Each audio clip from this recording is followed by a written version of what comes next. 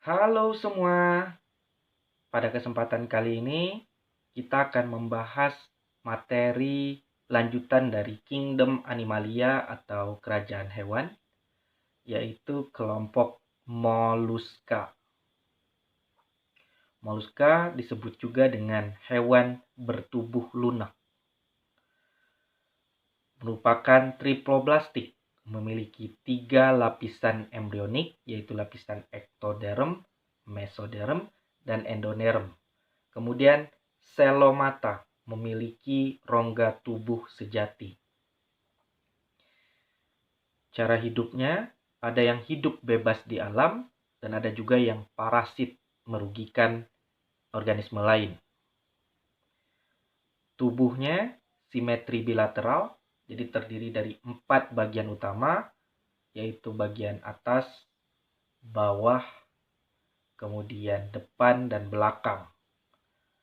Tubuhnya tertutup mantel, kemudian ada yang bercangkang dan ada juga yang tidak.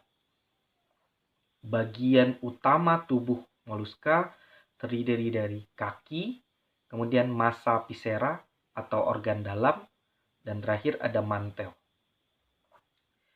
Pencernaan moluska sudah memiliki organ pencernaan lengkap, terdapat lidah parut atau radula, tapi untuk kelompok Pelecypoda tidak memiliki radula.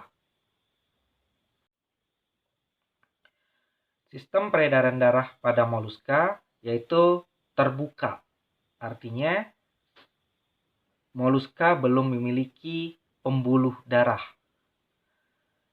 Terdapat hemosianin di dalam darahnya yang berfungsi untuk mengikat oksigen. Hemosianin inilah yang membuat darah pada moluska berwarna biru. Respirasi dari moluska yaitu bisa menggunakan insang dan ada juga yang menggunakan paru-paru. Reproduksi terjadi secara seksual. Kemudian alat ekskresi pada moluska yaitu sepasang nefridia, organ yang menyerupai ginjal. Kita lihat klasifikasi atau pengelompokan dari moluska. Yang pertama ada kelompok Polyplacovora atau nama lainnya Amphineura. Kelompok ini tidak memiliki tentakel. Pada saat larva disebut dengan larva trochophore. Contoh spesiesnya yaitu ada chiton, kemudian ada Lepidopleurus. Kelompok kedua dari moluska yaitu Pelecypoda atau disebut juga bivalvia atau Lamellibranchiata. Disebut Pelecypoda karena memiliki alat gerak berupa kaki yang berbentuk kapak. Disebut bivalvia karena memiliki 2 cangkang. Kemudian dinamakan Lamellibranchiata karena insangnya berlapis-lapis. Kelompok Pelecypoda ini adalah kelompok yang memiliki cangkang.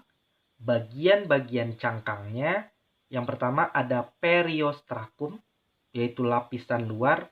Kemudian ada prismatik, lapisan tengah.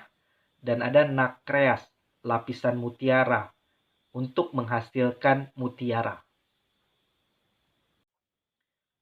Contoh-contoh dari kelompok Pelecypoda, yang pertama ada Pinctada margaritifera, atau kita kenal dengan kerang mutiara. Kemudian ada Anodonta, kerang air tawar. Kemudian ada Teredo, cacing kapal, yang bisa mengebor kayu sehingga merusak galangan kapal. Kemudian ada Lithophaga yang bisa mengebor batu karang. Kelompok selanjutnya dari moluska yaitu ada Gastropoda. Gastro artinya perut, poda itu artinya kaki atau alat gerak.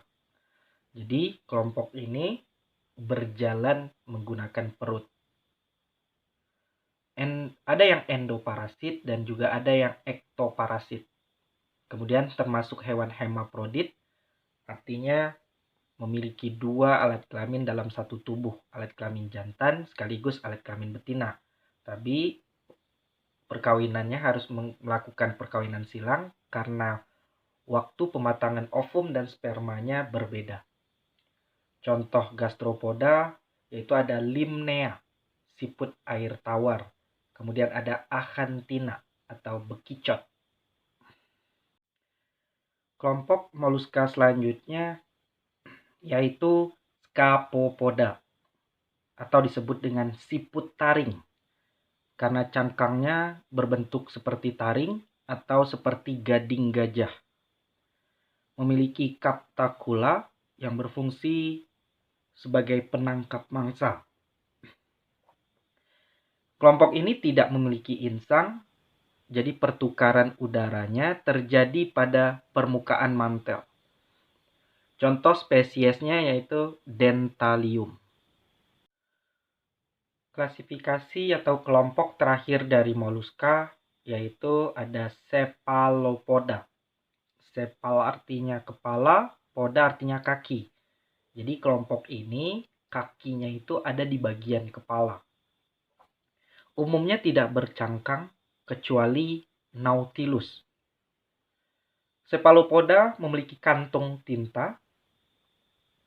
Umumnya kecuali Nautilus, kantung tinta ini berfungsi sebagai alat perlindungan diri dan merupakan pigmen melanin dan dikeluarkan lewat anus.